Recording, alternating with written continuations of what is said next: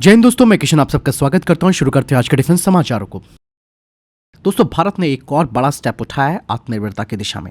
आपको मैं बता दूं कि आईआईटी मद्रास और बीईएल ने मिलकर स्वदेशी 80 रॉकेट सिस्टम को डेवलप कर लिया है। बता दें कि इस रॉकेट की रेंज दोस्तों 10 से 12 किलोमीटर होगी और इसमें मल्टीपल वॉरहेड ऑप्शंस दिए गए। मतलब अलग अलग मिशंस में एक ही रॉकेट सिस्टम का इस्तेमाल हो सकता है।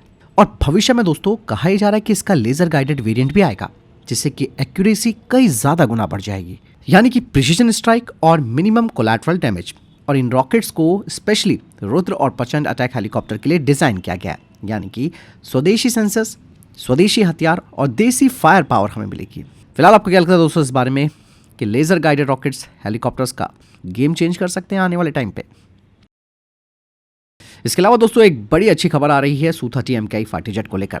भारत अब अपने सबसे ताकतवर फाइटर जेट Su-30 MKI के बड़े अपग्रेड को लेकर फैसला जल्द ही करने वाला है। एचएएल के सीएमडी साहब ने कहा कि इस प्रोजेक्ट को सरकार की मंजूरी अगले कुछ महीनों में मिल जाएगी। और आप सब जानते हैं कि इस योजना के तहत 84 Su-30 MKI फाइटर जेट्स को अपग्रेड किया जाएगा और ये वही फाइटर जेट है जो कि इंडियन एयरफोर्स की रीढ़ माने जाते हैं।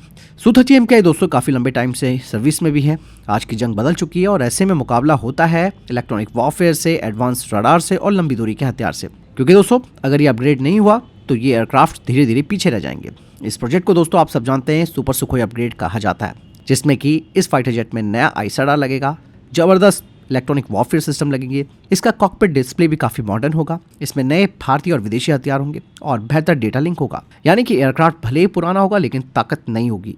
अभी तक दोस्तों एचएएल ने काफी सारे काम पहले ही पूरे कर लिए हैं, इसीलिए कुछ कागजी और कानूनी जो प्रक्रियाएं हैं वो बाकी रह गई हैं। और ये अपग्रेड दोस्तों Su-30 MKI को 2040 के बाद तक ऑपरेशनल रखेंगे और इससे भारत को तब तक के लिए अपने AMCA जो हमारा भविष्य का फाइटर जेट है उसके आने तक हमें काफ़ी टाइम भी मिल जाएगा। इसके अलावा दोस्तों आप सब जानते हैं कि डीआरडीओ के LRACM यानी कि long range land attack cruise missile की रेंज 1000 किलोमीटर है, लेकिन डीआरडीओ ने खुलासा किया है कि अब इसकी रेंज को 2500 किलोमीटर तक ले जाया जाएगा। ये जो LRACM है ये क्रूज मिसाइल है जो कि जमीन के काफी पास उड़ते हुए अपने टारगेट को खत्म करती है और इस मिसाइल से भारत की लंबी दूरी की स्ट्राइक क्षमता और मजबूत बनेगी। यहाँ पर दोस्तों एक क्वेश्चन आता है अक्सर जो पूछते हैं लोग कि रेंज बढ़ाने के लिए बस ज्यादा फ्यूल इसमें डाल दो, लेकिन अब ऐसा नहीं होगा। डीआरडीओ के जो वैज्ञानिक है उन्होंने इसके लिए काफ़ी ध्यान रखा है, इसके वजन को लेकर, इंजन की क्षमता को लेकर, हवा में बैलेंस को लेकर और स्पीड को लेकर। मतलब एक छोटी सी गलती पूरी मिसाइल को अस्थिर बना सकती है।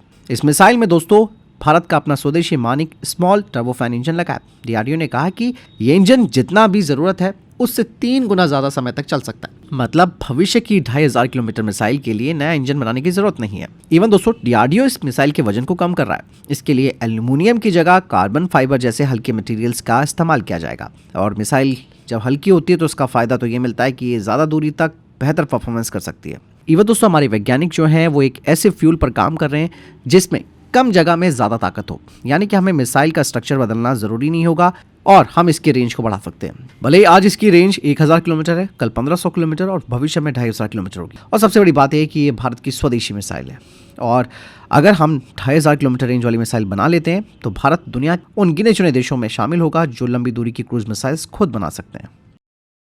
दोस्तों रफाल फाइटर जेट भले ही दुनिया का सबसे बेहतरीन फाइटर जेट है, लेकिन इसकी कीमत काफी ज्यादा है जो भारत को काफी सारी चीजें सिखा रही है। भारत दोस्तों आज एक राफाल F4 के लिए करीबन $316 मिलियन चुका रहा है। मतलब एक जेट की कीमत 2600 करोड़ के आसपास है। 2016 में 36 राफेल दोस्तों $8.8 बिलियन में हमने लिए थे। 2025 में 26 नेवल राफाल के लिए यानी कि राफाल मरीन के लिए $7.4 बिलियन हमने इनको देने हैं। और अब नया राफेल F4 का सौदा, मतलब साफ है कि हमारा जो टोटल पैसा फ्रांस को जा रहा है वो है करीबन $60 बिलियन का। प्रॉब्लम दोस्तों पता क्या है, इन जेट्स में स्वदेशी कंटेंट अभी कम है। ये कोई ऐसा नहीं है कि हम कुछ अपनी तरफ से बातें जोड़ रहे हैं। भारतीय वायुसेना की स्क्वाड्रन कम हो रही है, खतरे बढ़ रहे हैं। AMCA तेजस मार्क 2 अभी टाइम लेगा, लेकिन दोस्तों यहाँ पर असली खतरा दोस्तों राफेल को लेकर नहीं है बल्कि हमारी डिपेंडेंसी को लेकर है। आप जानते हैं चाइना यार खुद का फाइटर जेट बना रहा है, अमेरिका रशिया खुद डिज़ाइन करते हैं, भारत तो आज भी खरीदार बना हुआ है। 20 साल बाद दोस्तों जब ड्रोन AI और 6 जनरेशन की फाइटर जेट जंग लड़ेंगे तो ये 4.5 जनरेशन वाले फाइटर जेट पुराने हो जाएंगे। राफेल ज़रूरी है हमारे लिए दोस्तों, लेकिन ये एक हमारे लिए चेतावनी भी है। अगर भारत ने अपने फाइटर जेट खुद डिज़ाइन और मैन्युफैक्चर नहीं किए तो हम हमेशा दुनिया के महंगे और सबसे बेहतरीन फाइटर जेट उड़ाते रहेंगे और दुनिया की सबसे भारी कीमत भी चुकाएंगे। आज की मैं आपको सच्चाई बताऊं तो हर अरब डॉलर का चेक हमें ये याद दिलाता है कि भारत अभी भी अपने फाइटर जेट पूरी तरह खुद नहीं बना पा रहा, क्योंकि यहाँ पर दोस्तों आत्मनिर्भरता कोई लग्जरी नहीं है। राफेल जरूरी है, मैं बार बार कह रहा हूँ, लेकिन ये चीज हमें ये सिखाती है कि अगर हमने अपने एरोस्पेस इंडस्ट्री में इन्वेस्टमेंट नहीं किया तो हम हमेशा पीछे रहेंगे। फिलहाल इस बारे में आपको क्या लगता है, वैसे कमेंट सेक्शन में लिखकर जरूर बताइएगा। दोस्तों, ऑपरेशन सिंदूर के दौरान पाकिस्तान ने भारत के ऊपर सस्ते ड्रोन्स और ग्लाइड बम दागे थे। हालांकि भारत ने उन्हें रोकने के लिए काफी महंगी मिसाइलें चलाई और यहीं से भारत की एक बड़ी सोच बदली। बता दें कि अब भारतीय वायुसेना DRDO की लेजर हथियार टेक्नोलॉजी पर तेजी से काम कर रही है। इन हथियारों में दोस्तों गोली नहीं चलती, लेजर की रोशनी से हमला किया जाता है। और इवन दोस्तों आप सब जानते भी हैं कि लेजर से हमला करने की कीमत कम होती है, सिर्फ एक बिजली का खर्च। मतलब करोड़ों के हथियार अब कुछ 100 रुपए में गिराए जा सकते हैं। DRDO इस वक्त 100 किलोवाट और 300 किलोवाट लेजर सिस्टम तैयार कर रहा है, जो ड्रोन, मिसाइल और स्मार्ट बम को हवा में ही खत्म कर सकते हैं। और फ्यूचर की लड़ाई दोस्तों गोलियों से नहीं बल्कि लेजर से लड़ी जाएगी। वहीं दोस्तों बेंगलुरु में HAL और BEL यानी कि भारत इलेक्ट्रॉनिक्स लिमिटेड ने एक ऐसा स्टेल्थ यूकैफ मॉडल दिखाया है जो पहले कभी पब्लिक डोमेन में दिखाया ही नहीं गया। और दिखने में दोस्तों ये कोई आम ड्रोन नहीं है। इसमें ना तो आपको प्रोपेलर दिख रहा होगा, ना ही इंजन इसका बाहर की तरफ दिख रहा होगा। मतलब पूरा डिजाइन इसका फ्लाइंग विंग स्टाइल का है, यानी कि ये रडार की पकड़ में नहीं आ सकता और ज्यादा चुपके से हमला कर सकता है। एक्सपर्ट्स का मानना है कि शायद इसके अंदर छिपा हुआ होगा एक टर्बोजेट इंजन, जिससे कि ये शॉर्ट रेंज प्रिसीजन स्ट्राइक कर सकता है। मतलब ये ना तो लंबी निगरानी वाला ड्रोन है और ना ही स्लो UAV, बल्कि ये तेज, स्टेल्थ और लीथल बैटलफील्ड ड्रोन होगा। लेट्स सी दोस्तों, अभी कई सारे प्रोजेक्ट्स ऐसे हैं जो पब्लिक डोमेन में नहीं आते हैं, लेकिन आपको मैं बता दूं कि भारत अब सिर्फ ड्रोन नहीं तैयार कर रहा, बल्कि स्टेल्थ ड्रोन में गेम बदलने की तैयारी कर रहा है। वहीं दोस्तों स्वीडन की कंपनी साब ने भारत को एक और बड़ा ऑफर दिया है ग्रिपेन ई फाइटर जेट को लेकर, और उन्होंने इसको लेकर एक दावा भी किया। उन्होंने कहा कि ये इंडियन एयरफोर्स के रफाल और तेजस के साथ परफेक्टली फिट बैठ सकता है। ग्रिपेन ई दोस्तों आज का सबसे मॉडर्न और कॉस्ट इफेक्टिव फाइटर जेट माना जाता है। सबसे बड़ी बात दोस्तों, इसमें स्ट्रॉन्ग सेंसर्स और हाई अवेलेबिलिटी है, और ये world class networking plus electronic warfare क्षमता के साथ आता है। सबसे बड़ा दावा जो साब कंपनी कर रही है वो कह रही है कि ग्रिपेन एक ऐसा फाइटर जेट है जिसमें इंडियन एयरफोर्स खुद का अपना सॉफ्टवेयर और AI इंटीग्रेट कर सकती है, वो भी बिना मैन्युफैक्चरर पर डिपेंड हुए। जिसका मतलब ये होगा कि डाउन टाइम कम होगा, अपग्रेड्स तेजी से हो पाएंगे और ये फ्यूचर रेडी जेट बना रहेगा।